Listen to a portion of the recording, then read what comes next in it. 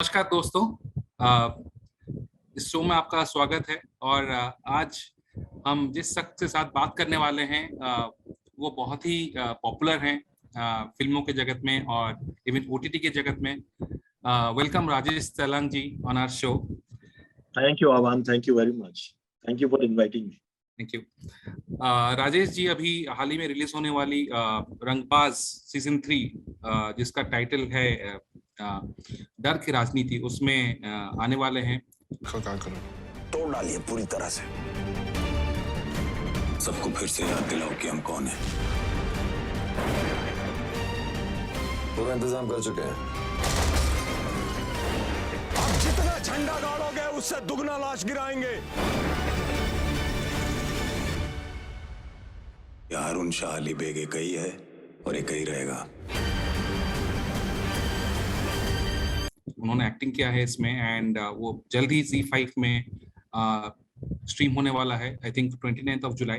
तो सर, रंगबाज डर की राजनीति में आप क्या किरदार कर रहे हैं, हम थोड़ा आपसे सुनना चाहेंगे। बहुत डिटेल में तो नहीं बता पाऊंगा, लेकिन क्योंकि ये डर की राजनीति है तो डेफिनेटली एक राजनीतिज्ञ का कैरेक्टर कर रहा हूँ, जो मैं बहुत वक्त से करना चाहता था, क्योंकि मैंने कई अलग अलग किस्म के कैरेक्टर करने का मौका मिला है, लेकिन मैं I never played a politician. तो मैं वो चाहता था, क्योंकि एज एन एक्टर मुझे एक पॉलिटिशियन प्ले करना बड़ा एक इंटरेस्टिंग और चैलेंजिंग हमेशा से लगता था, क्योंकि politicians are more about brain ना, लेस अबाउट हार्ट। और या अगर हार्ट होता भी है तो उसको कंट्रोल करना आता है ना, तो ये एक एक्टर के तौर पे चैलेंज है to play the thought process more than the emotion and emotional quality. Or even if they play an emotion that need not to be a true emotion they're playing, they might just be faking it. तो एक as an actor आपके सामने ये challenge रहता है कि ये जो दिखा रहा है, जो भाव दिखा रहा है, वो सच में महसूस करता है कि नहीं करता है। जी जी। और दिमाग, तो ये वाला एक एस्पेक्ट था जो मुझे लगता है एक्टर के तौर पे एक चैलेंजिंग होगा, और कभी किया नहीं था, तो डेफिनेटली इसीलिए करा और मजा है। तो इस कैरेक्टर में क्या आपके थोड़ा नेगेटिव शेड्स हैं, क्योंकि नॉर्मली पॉलिटिशियंस जब दिखाते हैं हम तो थोड़ा नेगेटिव शेड्स उनका रहता है, तो क्या नहीं, हमें मतलब मैं एक्चुअली में देखिए, ये हमारी पॉलिटिशियंस के बारे में इमेज है कि नेगेटिव वाली, तो जी लेकिन मेरा ये मानना है कि कोई भी कैरेक्टर होता है, इवन इफ मतलब that character is a villain, वो हमेशा अपने आप को तो विलेन नहीं मानता है ना। Right, absolutely. तो तो ये कैरेक्टर जो भी कर रहा है वो उसके लिए जस्टिफाइड है। अगर आपको नहीं लगता, ऑडियंस को नहीं लगता, कॉन्टेक्चुअली नहीं लगता कि वो जी सही है गलत है, वो एक अलग पॉइंट है। बट मेरे लिए वो एक विलेन कभी भी नहीं है। मतलब कोई भी character, every character is a hero in his own eyes, है ना। जी। आपने विनीत सिंह के साथ मुक्काबाज में काम किया था, आप उनके जी, फादर बने विनीत के थे। साथ। बहुत ही हाँ, बेहतरीन मूवी था अनुराग कश्यप जी का। एंड लगभग 4 साल के बाद आप उनके साथ फिर से इसमें काम कर रहे हैं, तो कैसा अनुभव रहा? जी जी, बहुत बढ़िया, बहुत बढ़िया। विनीत और मेरी अंडरस्टैंडिंग इतनी प्यारी है, और एक इतनी म्यूचुअल रिस्पेक्ट है एक दूसरे के लिए, एक जी दूसरे के काम के लिए। और तो वो डेफिनेटली एक होता है। हालांकि हमारे बहुत ज्यादा सीन्स नहीं है इसमें एक साथ, जी लेकिन जी फिर भी जितने भी हैं, और एक सीरीज में होना और एक साथ वक्त बिताना भी बहुत इंटरेस्टिंग चीज जी। गीतांजलि जी के साथ हमारी बात हुई और वो आपसे बहुत प्रभावित हैं। And you are one of our mentors, she told us, from the days of NSD। है। मैं मतलब लेकिन थोड़ा सा उनसे सीनियर था, लेकिन ऐसा मैंने कुछ वो नहीं है। हाँ। तो जी, उन्होंने ये भी बोला कि उनको वो मौका नहीं मिला एक साथ स्क्रीन शेयर करने में, जबकि सिलेक्शन डे में भी वही था दैट सिलेक्शन डे में थोड़ा सा मतलब एक सीन था जिसमें हम लोग साथ में थे, but we never interacted in that scene. जी, तो मैं, गीतांजलि इतनी प्यारी एक्ट्रेस हैं, और मतलब I have a huge respect for her, and वो इतना अच्छा काम कर रही हैं। और मतलब अब जैसे दो सीरीज में तो हमारा एक साथ, एक दो सीरीज में हम थे तो सही, चाहे हमारे सीन साथ में ना हो, लेकिन उसके अलावा भी जो उनका काम मैं देखता रहता हूँ, वो बहुत ही प्यारा होता है। और हम लोग एक ही स्कूल के हैं, एक ही एक्टिंग स्कूल के हैं, तो वो एक अलग तरह की अंडरस्टैंडिंग होती है। तो सर क्या आप ये मानते हैं कि जो को एक्टर्स आपके साथ काम करते हैं, जैसे गीतांजलि जी हो जिनके साथ आपका बहुत क्लोज एसोसिएशन है, विनीत जी हो, दे इंस्पायर यू इन सम और other way in your? Definitely हमने मतलब गुरुओं से तो सीखते ही हैं, जी लेकिन मुझे लगता है गुरुओं के बाद सेकंड नंबर आप किसी से सीखते हैं जी तो वो अपने दोस्तों से सीखते हैं। हमेशा अपने को जी एक्टर्स से, दोस्तों से सीखते हैं, क्योंकि acting is all about give and take, जी है ना। और तो वो जो अच्छे जो मतलब क्या कहे ना, एक मतलब एक अच्छे स्टूडेंट होते हैं एक्टिंग के, वो हमेशा एक दूसरे से सीखने की कोशिश करते रहते हैं ना। और हम सब लोग एक्टिंग के स्टूडेंट्स हैं, ये जी। मानना है। राजेश जी, आपने थिएटर से स्टार्ट किया, एनएसडी में थिएटर किया, फिर then you came to TV. I still remember you as Manu from The या Name of Shanti. Shanti. I was in class 10th when it started 1994 में. और हम लोग थैंक यू भाग फॉर के टेलिंग आते थे this. Shanti. I remember it used to screen on DD1 at around 2:30 And then it p.m. came in Z also. It was telecast in Z TV also. ढाई अक्षर वो वाला. हाँ, नहीं नहीं, Thai Aksar was in Doordarshan. I am Yeah. telling that Shanti retelecast Zee पे भी हुआ था। अच्छा, हाँ, मैं सबसे पहले मैं 94 की बात कर रहा था जब शांति पहली बार डीडी पे आया. And I remember you from that. So आपका फ्रॉम theatre to TV, then you acted in films like, आपने जया बच्चन, अमिताभ बच्चन दोनों के साथ अलग अलग फिल्मों में काम किया. जी। और then you are exploring new things in OTT. So OTT के बारे में आपको सबसे फैसिनेटिंग चीज क्या लगता है एज एन एक्टर? मुझे लगता है कि इसमें एक्सप्लोर करने का बहुत मौका मिलता है एज एन एक्टर। जी ओटीटी मैं मेरा ये मानना है, अभी तक तो ये ओटीटी में ये तारीफ की बात है जी कि सिर्फ स्टोरीज हीरोज के अराउंड नहीं, हीरो वर्शिप में नहीं चलती हैं, जी और बाकी कैरेक्टर्स हैं उनको भी राउंडेड बनाया जाता है, सब प्लॉट्स पे भी पूरा काम किया जाता है। लेकिन मुझे डर है कि कहीं ऐसा हुआ कि सिर्फ हीरोज के अराउंड स्टोरी होने लगी तो ये वही बात हो जाएगी, क्योंकि जी जितने भी आप सीरीज देखें जो जी हिट हुई हैं वो हमेशा सारे कैरेक्टर्स की वजह से हुई हैं। राइट. तो ओटीटी की खासियत ये है जो हमारी थिएटर में होती है कि anybody who is playing a small character also जी gets his space and his importance. तो ये फिल्मों में नहीं हो पा रहा था, वो ओटीटी में हो पा रहा है, जी मोस्टली हो पा रहा है। और आप देखेंगे कि जो भी सीरीज हिट है वो ensemble कास्ट की वजह से, या उसमें सारे सब प्लॉट्स पे पूरा ध्यान देना और हर राइट. कैरेक्टर को महत्व देने पे, और हर स्टोरी है, छोटे छोटे कैरेक्टर सबको ऐसे माला की तरह पिरो के जो बनाए गए हैं, वही सीरीज वर्क की है। जी।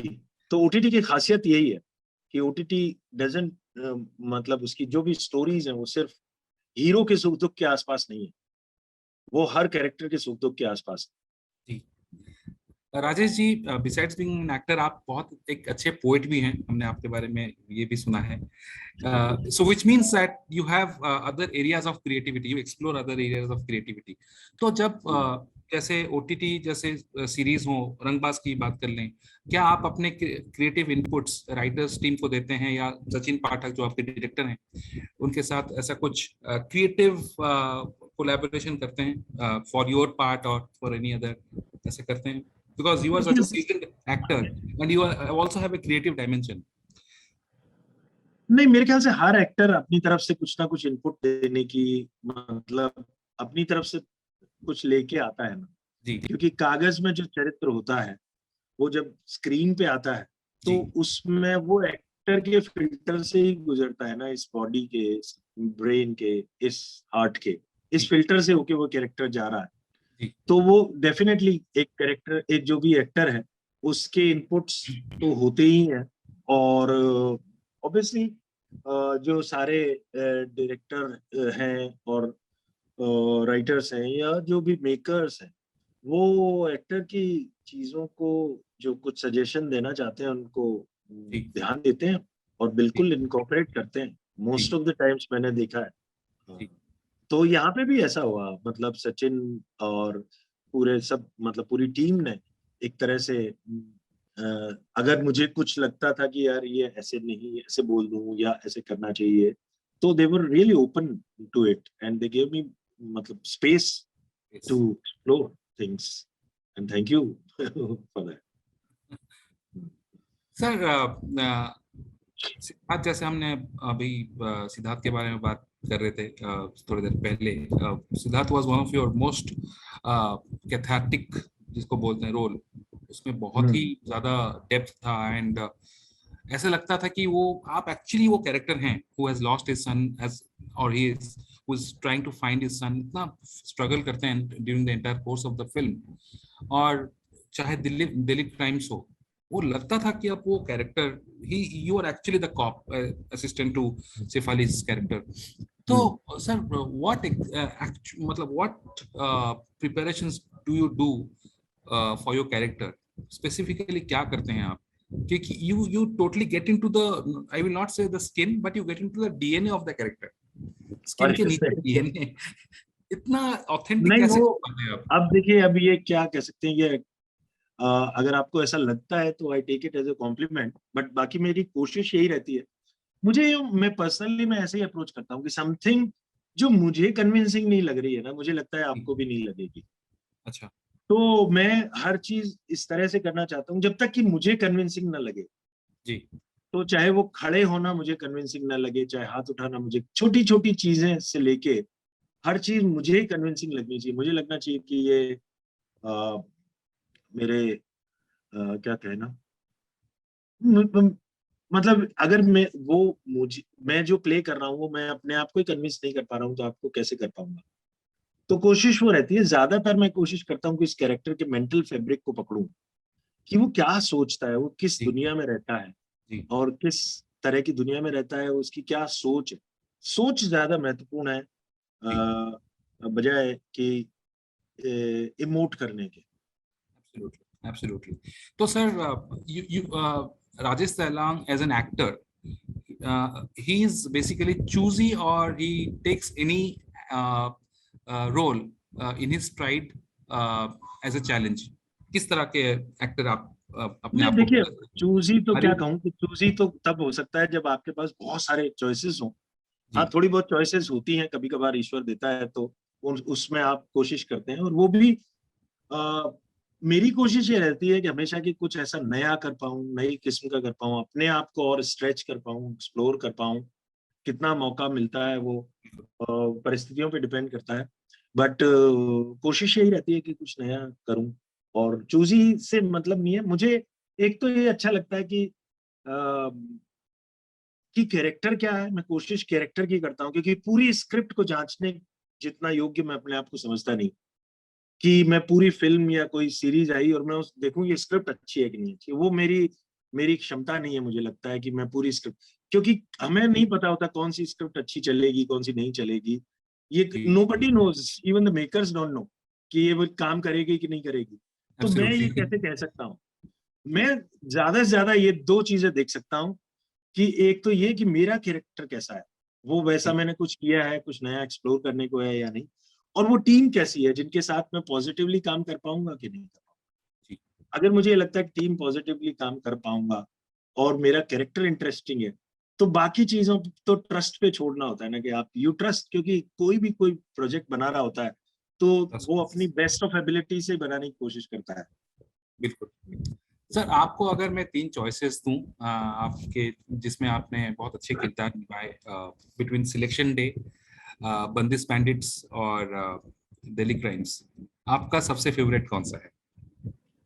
सभी हैं, लेकिन फिर भी मैं, अगर आप if you will force me to choose तो I will choose selection day जी, क्योंकि वो मेरे से बहुत अलग कैरेक्टर था। वो मैं जिस तरह का बिल्कुल भी नहीं हूँ, ना मेरे फादर वैसे थे ना मैं अपने बेटे के साथ वैसा हूँ। तो वो बहुत ही एक अलग ही मतलब पागल सा बाप है वो, जो कैरेक्टर था, और बहुत ही क्या कहना, असर्टिव, वेरी डिसिप्लिन, क्या कहना, बड़ा रेजिमेंटेड सा फादर है ना, मिलिट्री टाइप का। करेक्ट। और तो वो कैरेक्टर मेरे लिए बहुत इंटरेस्टिंग था प्ले करना, और मुझे लगता है कि वो मेरे वन ऑफ द मतलब कुछ कामों में से ऐसा है जो जिन पे मैं फक्र कर पाऊंगा। राजेश जी, हमारे साथ जुड़ने के लिए बहुत बहुत शुक्रिया। हम उम्मीद करते हैं कि आपका रंगबाज डर की राजनीति सबको पसंद आए, बहुत अच्छा चले। All the very best. और हम अपने सारे दर्शकों को बोलना चाहेंगे कि it is releasing on the 29th of July on ZEE5, so please do watch it, and thank you Rajesh ji for your time. Had a lovely conversation with you. Thank you, Avan. Thank you very much. Thank you so much, Great sir. talking to you. Thank you.